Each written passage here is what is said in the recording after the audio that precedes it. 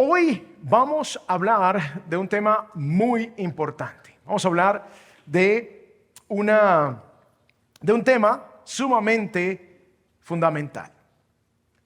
Y vamos a responder la pregunta hoy: ¿qué significa ser cristiano? Y hay muchísimas definiciones de qué es ser cristiano, ¿cierto? Y les voy a dar una introducción histórica, breve, un par de minutos, breve, de cómo ha sido la evolución del cristianismo. Si desean esta gráfica, la puedo compartir con ustedes. Recuerden que en miiglesia.es, la página web miiglesia.es, encuentran todos los mensajes que damos aquí domingo a domingo. Mi interés es que ustedes aprendan, conozcan diferentes aspectos bíblicos, históricos, culturales. Y es importante entender lo que ha sucedido en la iglesia cristiana para que entendamos un poco. Mi interés no es echarle el agua sucia a ninguna iglesia, porque todas las iglesias están llenas de personas, y donde hay personas hay imperfección y pecado. Amén. Entonces, ninguna iglesia es perfecta, y deseo más bien es que ustedes aprendan. Si ustedes ven algo que no les gusta, no les cuadra, no peleen conmigo. Los únicos datos que les voy a dar son históricos, así que pueden verificar esta información en internet y en fuentes históricas. Durante los primeros 300 años, el cristianismo fue fundamentado en las enseñanzas de Jesús en el Nuevo Testamento.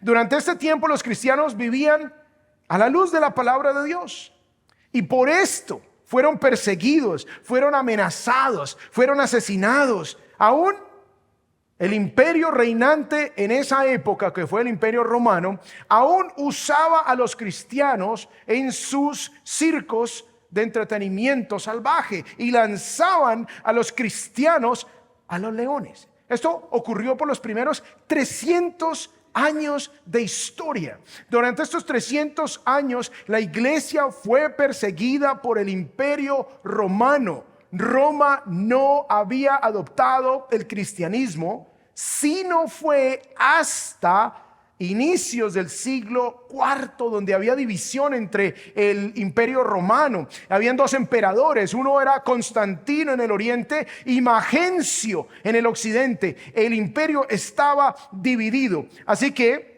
un día, cuenta la historia, un día antes de la gran batalla entre Constantino y Magencio, a ver quién iba a ser el emperador de Roma, resulta que un día antes de esta batalla, que ocurrió en el 313, Constantino tuvo una visión. Y dice Eusebio, un historiador, que Constantino vio la cruz en su visión, y según Constantino había una inscripción que decía: en este signo vencerás. Entonces, ¿qué hizo Constantino? Al otro día, el día de la batalla, le dijo a todos sus soldados que pusieran las dos primeras letras del nombre de Cristo en sus escudos.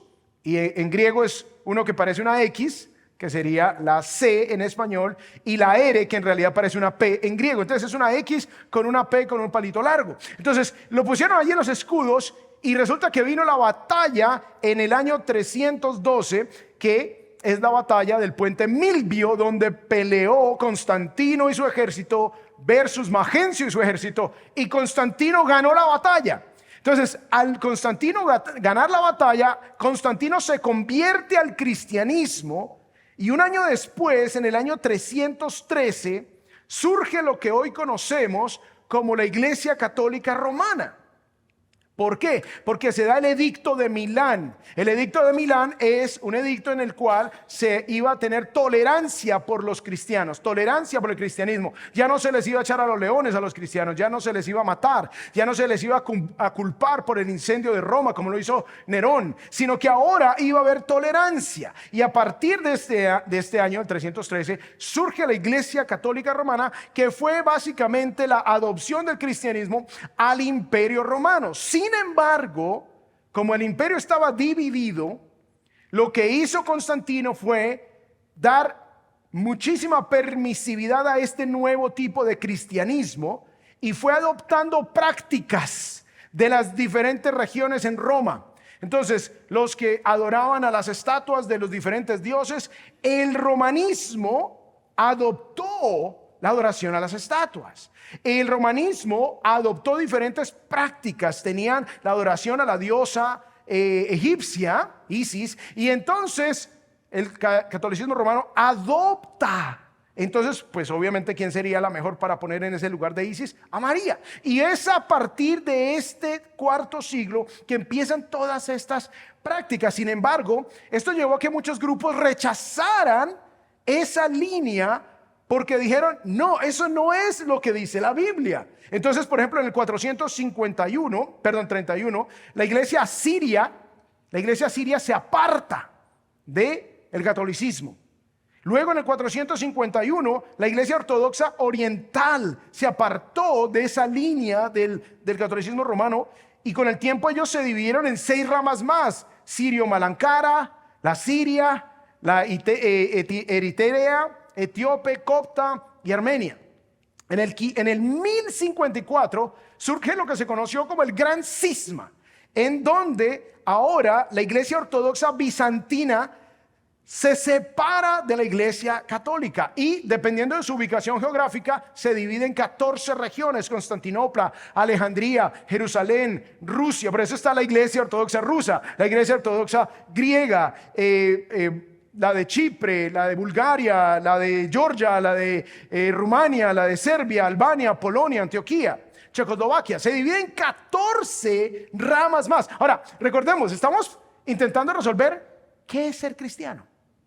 Y aquí se nos va enredando la pita porque, wow, entonces, ¿qué significa ser cristiano? Porque unos se ponen unos atuendos, otros se ponen otros atuendos, unos dicen una cosa, otros dicen otra, y empieza a dividirse todo esto. Y luego, en 1517 ocurre lo que se conoce como la Reforma Protestante. Y la Reforma Protestante obviamente genera una gran conmoción en Europa.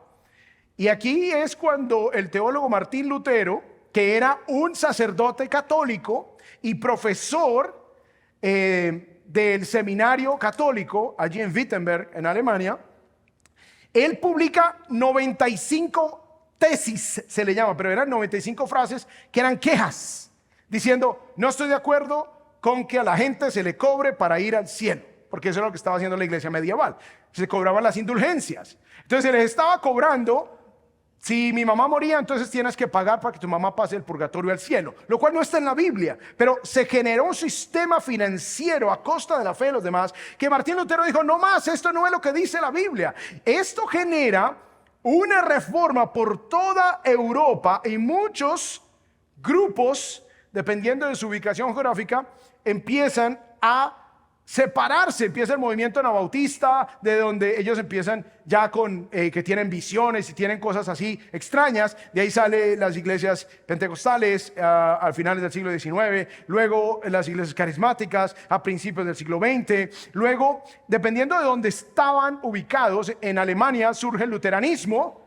Luego en Suiza, Juan Calvino también era otro católico. Yo he estado en la iglesia donde predicó Lutero en Wittenberg, y he estado en la iglesia en Suiza donde predicó Juan Calvino. Era una iglesia católica originalmente, y Juan Calvino también entra en el movimiento de la Reforma y dice: no más abusos de la iglesia medieval, entonces ahora vamos a predicar la Biblia, vamos a volver al cristianismo bíblico.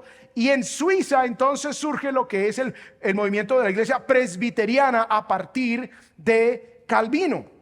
Luego en Inglaterra, entonces tenemos en Alemania Lutero, en Suiza Calvino con los presbiterianos. Luego en Inglaterra surge la iglesia anglicana, y la iglesia dice: no, el rey de Inglaterra dice: no más, yo me separo, yo monto mi propia iglesia.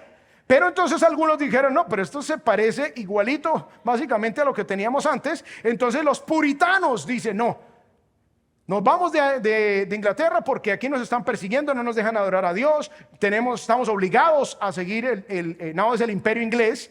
Entonces muchos puritanos se vienen para los Estados Unidos, y ahí es cuando se fundan los Estados Unidos.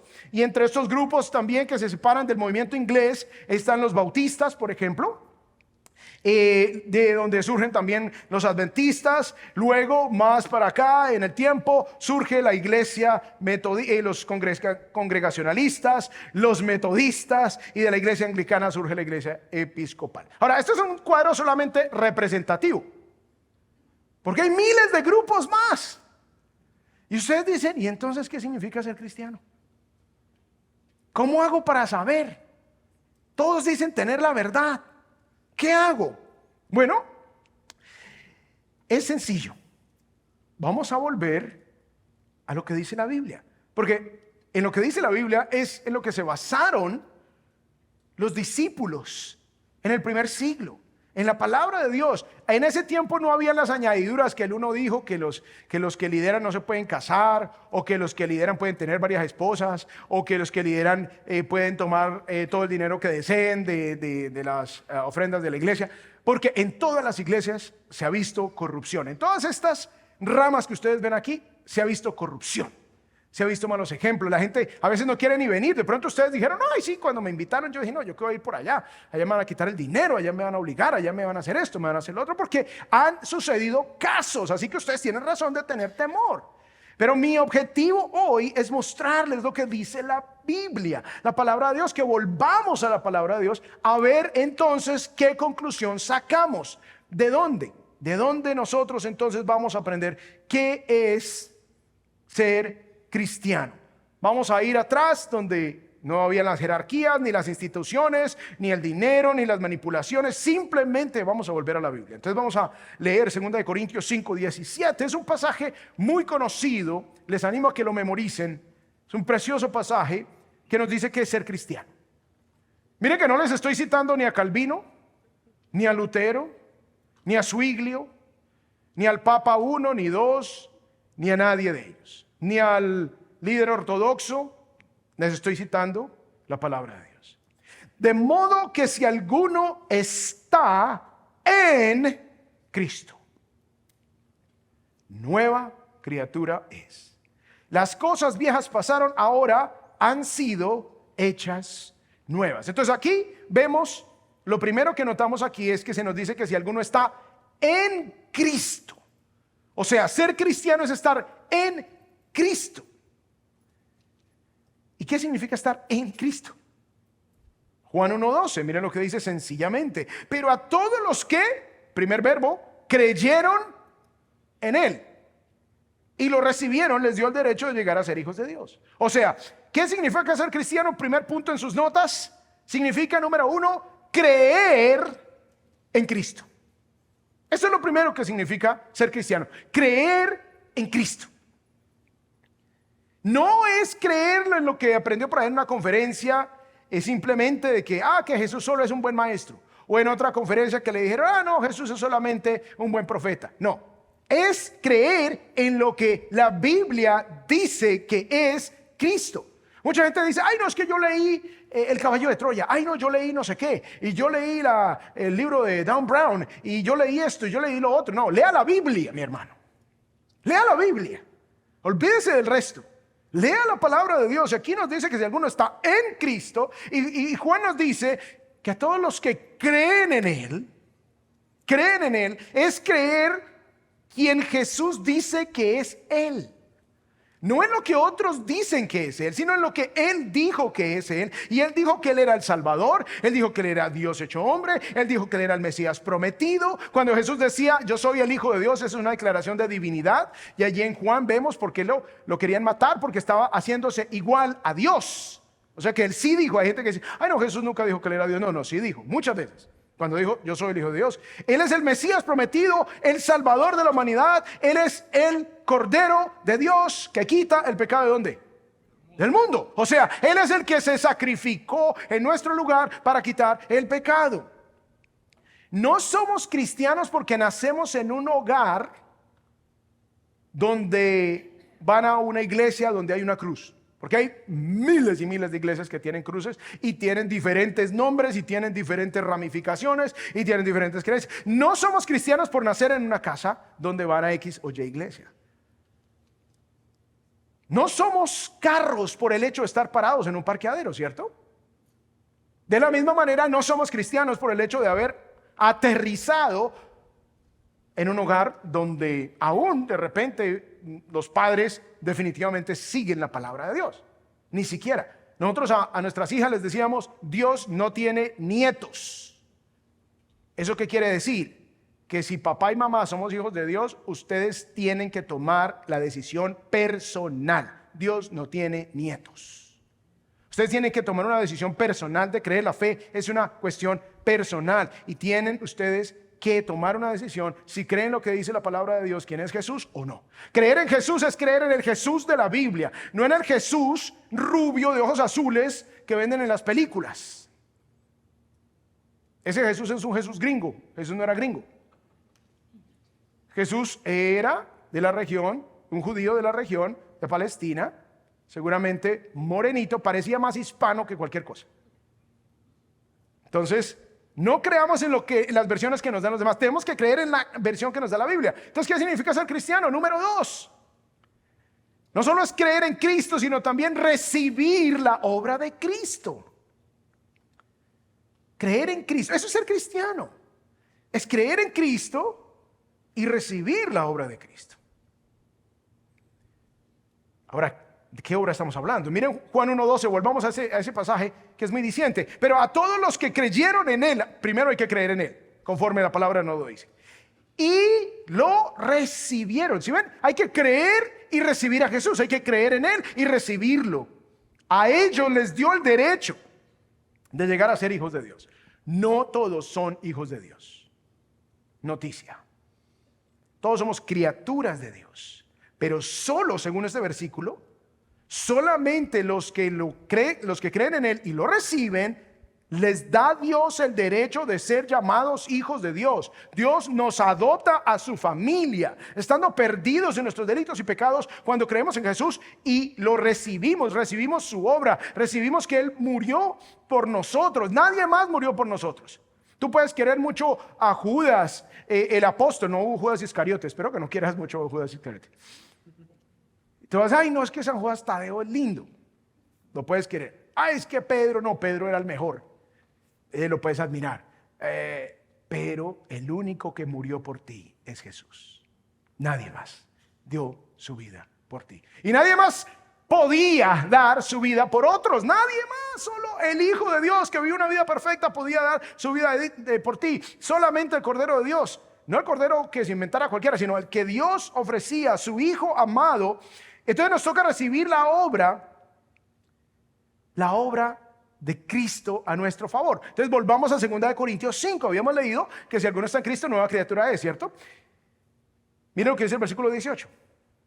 Y todo esto procede de Dios, quien nos reconcilió con Él mismo por medio de Cristo. Hay una reconciliación y nos dio el ministerio de la reconciliación. Es decir, que Dios estaba en Cristo. Siguiente versículo. Dios estaba en Cristo, reconciliando el mundo con Él mismo, no tomando en cuenta a los hombres sus transgresiones, sus pecados, su maldad, y nos ha encomendado a nosotros la palabra de reconciliación. O sea, Dios manda a su Hijo para que por medio del Hijo seamos reconciliados con Él. Dios, siendo justo, obviamente teníamos una condena y tenemos una condena sin Cristo en contra nuestra. Somos culpables de violar la ley de Dios. Alguien tiene que pagar. O pagas tú o recibes el regalo de Cristo, del perdón de pecados y la vida eterna. Yo prefiero que otro pague por mí, porque ni siquiera puedo pagar yo, porque el pago mío me costaría la eternidad en tormento. Entonces, al yo entender que Jesús muere por mí, yo digo, Señor, aquí estoy, recibo ese regalo. Hay que recibir ese regalo, porque si tú no recibes el regalo de Dios en Cristo, entonces a ti te va a tocar pagar. Y tú no eres cristiano hasta que tú no recibas la obra de Cristo a tu favor, de que Él murió por ti, de que Él resucitó al tercer día para darnos la vida eterna. Tú no puedes llamarte cristiano si tú no has entregado tu vida a Jesús. Tú no puedes llamarte cristiano si tú no crees en la resurrección de Cristo. Tú no te puedes llamar cristiano si tú no has aceptado que Jesús pagó por ti. Yo no sé si notan que ya no estoy hablando de ninguna denominación. Así ustedes no vuelvan aquí. Está bien, no vuelvan, pero váyanse con Cristo, por favor. Acepten a Jesús en su vida. Aquí somos una comunidad más donde estamos intentando volver a la palabra, donde estamos intentando volver a las escrituras, donde estamos intentando Creer en Cristo como Él quiere que creamos, no como las instituciones o las denominaciones o un poco, ¿no?, de concilios y cosas nos dicen, sino como nos dice la palabra de Dios. Y finalmente, ¿qué significa ser cristiano? Punto número 3, significa vivir una vida nueva en Cristo. Y aquí es donde viene lo cuchicuchi, lo difícil. No solamente es creer en Cristo, no solamente recibir la obra de Cristo, sino vivir una vida nueva en Cristo.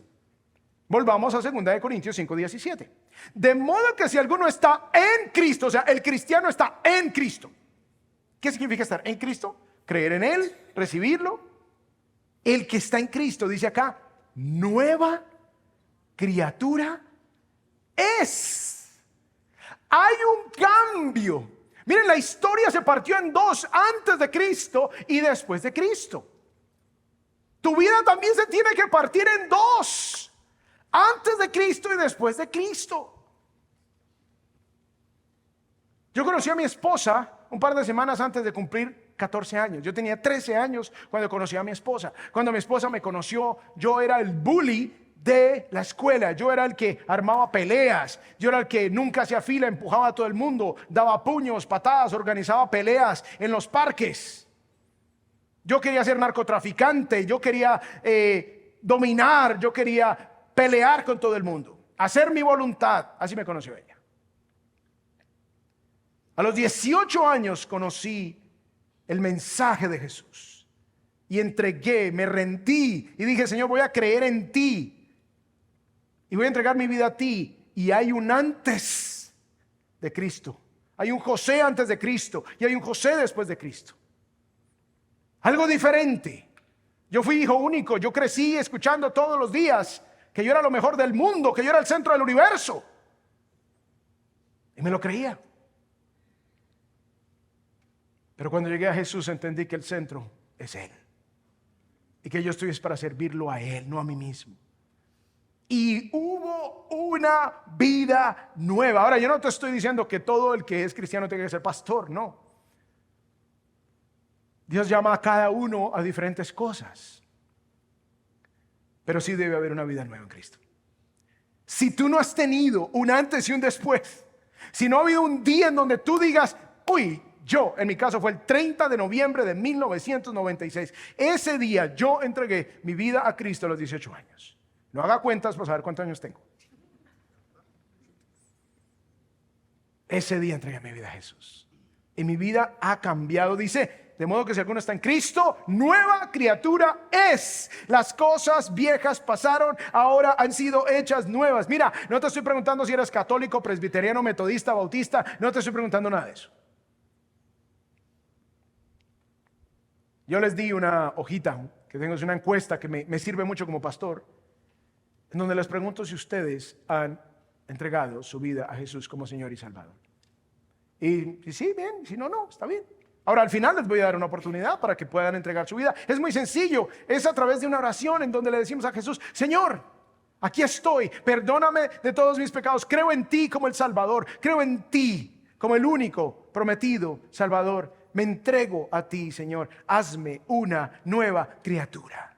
Creo que resucitaste al tercer día para darme vida nueva. Así entregamos nuestra vida a Jesús, así de sencillo. No hay que firmar una membresía, no hay que pagarle a nadie. El único mediador entre Dios y los hombres, dice la Escritura, es Jesucristo.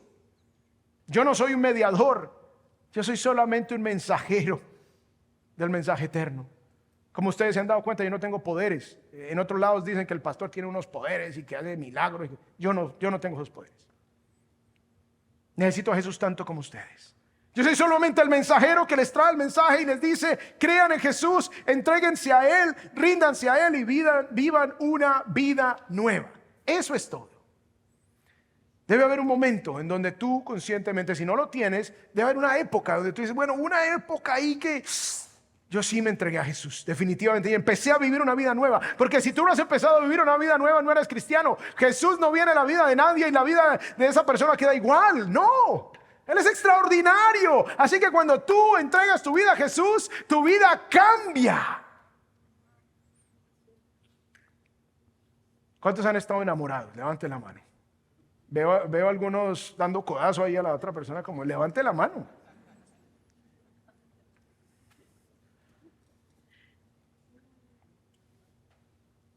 Cuando hemos estado o cuando estamos enamorados y cuando conocemos a la persona que es, nuestra vida cambia. Algunos dirán, pero para mí fue para mal. La ventaja es que con Jesús siempre es para bien. Pero cuando conocemos a esa persona especial, nuestra vida cambia, no es la misma. Se generan nuevos compromisos, se generan nuevas actitudes, nuevos pensamientos, nuevas reglas de juego. Así es con Jesús. Ahora, ser cristiano significa que eres discípulo de Jesús, o sea, que sigues lo que Jesús dice, que vives a la luz de lo que Jesús dice. Si te dicen que vivas conforme a otra cosa diferente a la palabra de Dios, no hagas caso. Cada una de esas ramificaciones que les mostré al principio tienen concilios, tienen la confesión de no sé cuándo, la confesión de si sé más, y algunas tienen cosas muy buenas, no estoy diciendo que no sirven. Pero vea la palabra mejor, vea la fuente de vida. Entonces, si somos discípulos, miren lo que Jesús le dijo a los discípulos, nos incluye a los que decimos creer en Jesús. Mateo 28, 19. Vayan pues y hagan discípulos. Eso es lo que estoy haciendo con ustedes, diciéndoles, crean en Jesús, caminen con Jesús, vivan una vida nueva con Jesús. Vayan pues y hagan discípulos de todas las naciones. Y miren lo que dice acá, bautizándolos en el nombre del Padre y del Hijo y del Espíritu Santo. O sea, aquí dice que los discípulos de Jesús hagan discípulos y bautícenlos. O sea, los discípulos son bautizados. La pregunta que ahora surge es, bueno, ya teníamos un grave problema con qué es ser cristiano y ahora qué es el bautismo. Pero bueno, ya sabemos qué es ser cristiano. Es creer en Jesús, recibir la obra de Jesús y vivir una vida nueva en Jesús. Eso es ser cristiano. La gente debe notar que tú eres cristiano por la manera como tú hablas, la manera en como tú guías tus relaciones personales, la manera como tú crías a tus hijos, la manera como tú llevas tu matrimonio, la manera como tú piensas, las prácticas que tú tienes cuando estás solo y nadie está observando. Ahí es donde se ve genuinamente si tú eres un cristiano. Pero si tú vives como el resto del mundo en sus deleites y pecados, pues no eres cristiano simplemente. Pero aquí se nos dice que debemos ser bautizados. La pregunta es, ¿qué significa eso? ¿Qué significa ser bautizado? Porque es que en algunas tradiciones es por aspersión, en otras tradiciones es por unción, se le unta el agua, en otras tradiciones es por inmersión. ¿Cómo hacemos para saber? En unas tradiciones es de bebé, en otras es a los 5 años, en otras a los 13 años, en otras cuando adulto. Entonces, ¿cómo hacemos para saber? Fácil, volvamos a la palabra. Cuando tengan una pregunta, vuelvan a la palabra. Ahora, lo importante anotar es que la palabra bautizo no es una palabra del español, no es una palabra que existiera antes en español, antes de que se introdujera la parte religiosa en el español. No existía. La palabra bautizar, y en la mayoría de idiomas es exactamente lo mismo. La palabra bautizar viene del griego baptizo, suena casi igualito, baptizo, ese es el verbo. La pregunta es, ¿qué significaba en griego antes de que llegara Jesús? Porque significaba algo antes de que llegara Jesús. Y significaba básicamente sumergir. Se utilizaba cuando se cambiaba de color una tela. Se tomaba la tela blanca y se le bautizaba en la tinta del color que yo deseaba esa tela. Entonces, si era tela azul, la bautizaba en la tinta azul y salía azul. Ese era el uso que se le daba en griego antes de que vino Jesús. Entonces ya cuando viene Jesús, el griego se usaba del 300 antes de Cristo, se usó hasta el 300 después de Cristo, y fue a partir de Alejandro el Grande, Alejandro Magno, que trabajó el griego y a todo la zona del Mediterráneo. Y entonces la cultura griega dominó. Entonces el griego era como el inglés de la época, era el idioma que hablaban en todo lado, aunque en ciertos lugares hablaban también sus propios dialectos e idiomas. Así que en griego, en el idioma en que se escribe el Nuevo Testamento, porque era el idioma común, se utiliza esta palabra. Pero lo curioso es que cuando se traduce la Biblia al español, el español más o menos tiene sus inicios hasta el siglo X por la influencia del latín, y luego se aísla la península ibérica y luego empiezan a desarrollar su propio idioma, y es el español ya una lengua más o menos desarrollada hacia el siglo X después de Cristo. Pero cuando traducen la Biblia al español más o menos hacia el siglo XIII, no traducen sumergir en la Biblia, sino que hacen una transliteración, o sea, bautizo, bautizar. Eso es lo que hicieron, no la tradujeron. Entonces hoy día estamos en el problema porque no sabemos qué significa bautizar. Es una transliteración. Pero para algunos bautizar es una fiesta donde ponemos al niño para que el sacerdote le eche agüita en la cabeza. Depende, si ustedes son presbiterianos, entonces le hacen una untadita aquí en la cabeza. Si ustedes son bautistas, los meten allá en el agua y no son niños. Entonces, ¿qué hacemos para saber? Bueno, la Biblia básicamente dice que es sumergir.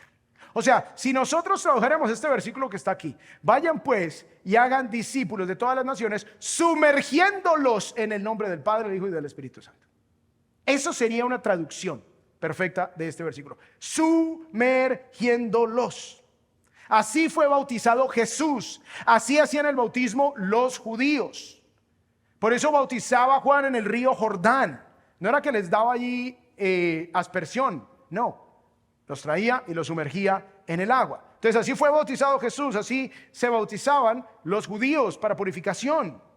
Así fueron bautizados los primeros cristianos durante 300 años. Entonces, ¿qué es el bautizo? Número 1, inmersión total. Inmersión total, para que llenen en sus notas. Inmersión total. ¡Wow!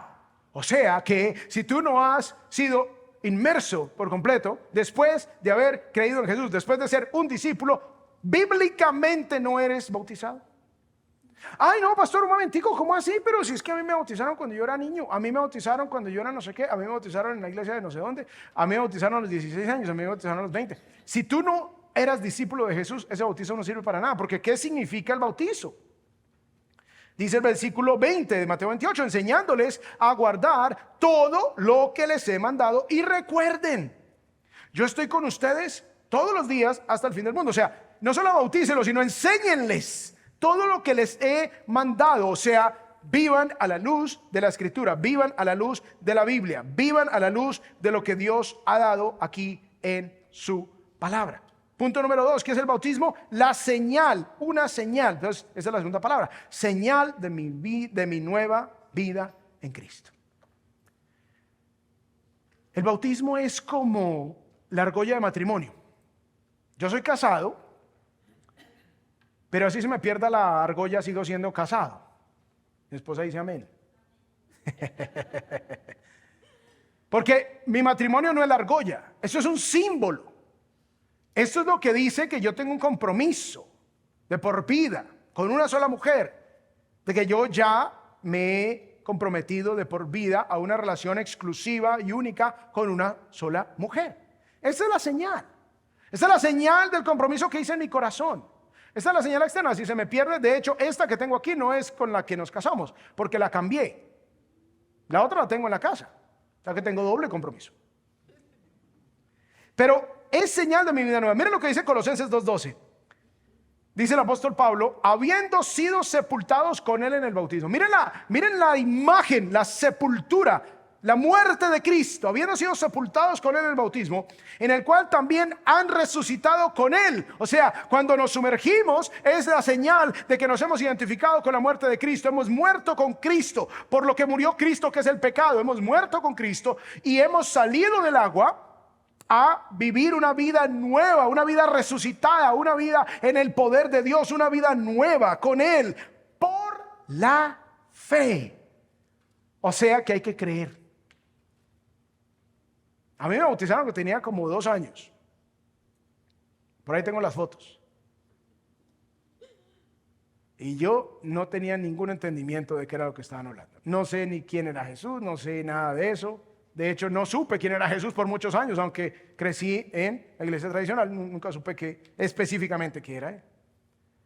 Pero dice: habiendo sido sepultados con él en el bautismo, en el cual también han resucitado con él por la fe en la acción del poder de Dios que lo resucitó entre los muertos. Entonces, Es una señal de mi vida nueva en Cristo. Es la señal donde yo digo, yo ya tomé la decisión de morir al pecado, de dejar atrás ese pecado y vivir una vida nueva en Cristo. Por eso es por inmersión, refleja la muerte y la resurrección de Cristo. Refleja la señal, da la señal, muestra, es un testimonio público de lo que yo he hecho. Esto implica que debemos ser discípulos antes de ser bautizados. Entonces, en la Biblia no se habla de bautizar niños. En ninguna parte de ahí, ningún bautismo de niños, se habla de bautizar discípulos. Jesús dijo, vayan y hagan discípulos y bautícenlos. No se dice a qué edad, pero hay una edad de conciencia, hay una edad donde el niño ya entiende, hay una edad donde el niño ya comprende quién es Jesús. Yo personalmente, yo no bautizo niños menores de 12 años. ¿Por qué? Porque antes los niños quieren meterse a la piscina, antes los niños quieren jugar, antes los niños quieren agradar a los padres. Y si los padres dicen, ay, tan lindos, mire cómo se bautizan, entonces el niño quiere agradar al papá, ay, yo también quiero bautizar. A los 12 años ya no quieren agradar a los padres. Amén.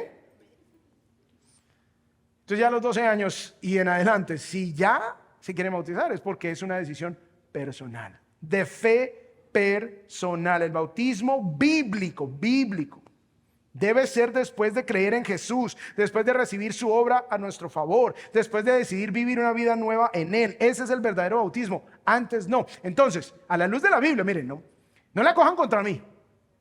A la luz de la Biblia, si ustedes no han sido bautizados después de haber creído en Jesús, ustedes no son bautizados a la luz de la Biblia. Ustedes pueden estar, yo también fui bautizado a la luz de otros sistemas, yo fui bautizado a la luz de otras cosas, pero no a la luz de la Biblia. Porque primero no era discípulo de Jesús y segundo, ese bautismo no sirve para nada. Porque el bautismo como tal es una señal, no genera ninguna cosa, porque la fe es personal. Yo no puedo creer por ustedes. Miren, si yo pudiera creer por ustedes, lo haría. Pero yo no puedo creer por ustedes. Lo único que puedo hacer es compartirles el mensaje y orar que Dios obre en sus corazones y ustedes vengan a la palabra, y si les toca renunciar a ideas, filosofías, sistemas, que lo hagan. A mí me tocó hacerlo. Cuando yo empecé a pensar lo que decía la palabra de Dios y como yo había vivido mi propia filosofía, mi propia religión, mi propio Dios que yo me inventé, me di cuenta que todo eso era una farsa. Y tuve que tomar una decisión. Y ese es el llamado para ustedes. El bautismo no salva a nadie, el que salva es Jesús. O si no, Jesús no viene a morir. Pues si hubiese ahorrado semejante humillación y semejante sufrimiento y simplemente nos dicen, ay, hagan este rito y con eso van al cielo. Pero no es así. Él tenía que morir. Alguien tenía que pagar por los pecados de la humanidad y Él decidió hacerlo. Y ahora si nosotros recibimos ese regalo, tenemos la vida eterna. Entonces, el bautismo es simplemente una señal. Y finalmente, tenemos algo que se llama la Santa Cena. Y es la tercera y última pregunta. ¿Qué es la Santa Cena?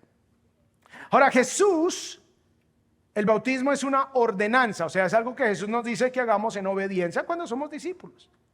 Cuando yo he creído en Jesús, mi siguiente paso es bautizarme, dar testimonio público donde yo digo, yo creo en Jesús. Miren, curiosamente, no es, es que yo voy a Shepherds en español. Me van a poner el tatuaje que dice Shepherds.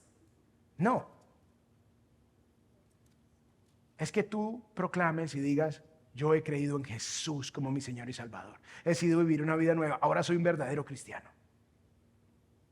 Algún día ya no asistirás acá y está bien, pero seguirás tu vida con Cristo. Algún día estarás en otro lugar, en otro país, en otro lugar, pero seguirás tu vida con Jesús. La noche que Jesús fue entregado, Él deseó tener comunión con sus discípulos y organizó lo que se llamó la Última Cena. Así que la Santa Cena, número 1, es comunión con Cristo. Comunión con Cristo. Y esto es importante porque hoy vamos a participar de la Santa Cena. Y es importante que ustedes entiendan qué es, quiénes pueden participar y que nos lleve a reflexionar si tenemos comunión con Cristo o no. Dice en 1 Corintios 11:23, dice el apóstol Pablo, porque yo recibí del Señor. O sea, no se lo dio a alguien por allá en una conferencia. No, el Señor le dio al apóstol lo mismo que les he enseñado, que el Señor Jesús, la noche en que fue entregado, tomó pan. Hubo comunión con sus discípulos. O sea, que quienes deben participar de la cena del Señor, solo los que son discípulos, solo los que han entregado su vida a Jesús, porque es comunión con Jesús. Los discípulos dan el paso de obediencia del bautismo, o sea, también solo los que han sido bautizados por inmersión deben participar. Porque ¿qué sentido tiene que tú digas, yo quiero tener comunión con Cristo, pero no lo obedezco y no me identifico con Él? Eso no tiene ningún sentido. Es como decir, ay, sí, yo me voy a casar contigo, pero no te quiero y no me importas. Y no voy a llegar temprano nunca. No tiene ningún sentido. Si vamos a celebrar la boda y vamos a tener la cena de la boda, es porque yo me comprometí contigo hasta la muerte. Lo mismo en la cena del Señor. Los discípulos dan el paso de obediencia del bautismo y así entonces pueden participar de la cena del Señor. Punto número 2, que es la Santa Cena. No solo es comunión con Cristo, sino que es conmemorar la obra de Cristo. Conmemorar, recordar. Dice el versículo 24 de 1 Corintios 11, y después de dar gracias lo partió y dijo, esto es mi cuerpo, que es para ustedes. Hagan esto en memoria de mí. O sea, recuerden lo que yo hice por ustedes. El pan es el símbolo de mi cuerpo. No era el cuerpo de Él porque Él estaba en cuerpo y carne. Es un símbolo. Así como Él dijo, yo soy el pan de vida o yo soy la puerta. No es que Jesús medía 2 metros y era de madera. Es un lenguaje alegórico. Y aquí dice, esto es mi cuerpo. O sea, el pan no es el cuerpo de Jesús. El pan es el símbolo del cuerpo de Cristo. Hagan esto en memoria de mí. Conmemoramos que Jesús entregó su cuerpo por nosotros para sufrir en nuestro lugar. Versículo 25. De la misma manera tomó también la copa después de haber cenado diciendo, esta copa es el nuevo pacto en mi sangre. Yo derramé esta sangre por ti. O sea que solo los que han recibido ese sacrificio deben participar de la cena, no personas que simplemente, sí, me cae bien Jesús, sí, a mí me gusta la película de Jesús, o sí, de vez en cuando, yo creo que Jesús existe. Es más que eso, es cuando te has comprometido de por vida a Jesús. Esta copa es el nuevo pacto en mi sangre. Hagan esto cuantas veces la beban en memoria de mí. La Santa Cena conmemora la obra de Cristo. No es la sangre de Cristo que nos la estamos tomando. Es el símbolo de la sangre de Cristo para tener comunión, para hacer un alto en la vida, para decir, vamos a hacer un alto y vamos a reflexionar en qué es lo que yo estoy haciendo, cómo está mi caminar con Jesús. Si yo he dicho que lo amo y yo he dicho que creo en Él y me he bautizado, he dado testimonio público, entonces debo hacer un alto. ¿Cómo está mi relación con Jesús? Y por último, ¿qué es la Santa Cena? No solamente es comunión en Cristo, no solamente es conmemorar la obra de Cristo, sino también es anunciar la obra de Cristo. Y cerramos con el versículo 26 de 1 Corintios 11, porque todas las veces que coman este pan y beban esta copa, proclaman la muerte del Señor hasta que Él venga. O sea, cuando tomamos la Santa Cena estamos diciendo, Jesús vuelve, Jesús regresa. Estamos anunciando que creemos que Jesús vuelve de nuevo como Él lo prometió. Amados, es mi oración que ustedes hoy comprendan lo que la palabra de Dios enseña acerca de lo que significa ser cristiano. El paso siguiente de obediencia en el bautismo para que puedan participar luego de la Santa Cena. La idea es celebrar la cena del Señor una vez al mes y hacer un alto. Qué lindo hacer un alto también en nuestra relación matrimonial, ¿cierto? Decir, ok, vamos a hacer un alto. ¿Cómo estamos como pareja? ¿Cómo está nuestro matrimonio? Eso es la Santa Cena. ¿Cómo está mi relación con Cristo? ¿Cómo está mi compromiso eterno con Cristo? ¿Cómo está ese compromiso definitivo y absoluto con el Señor? Vamos a orar.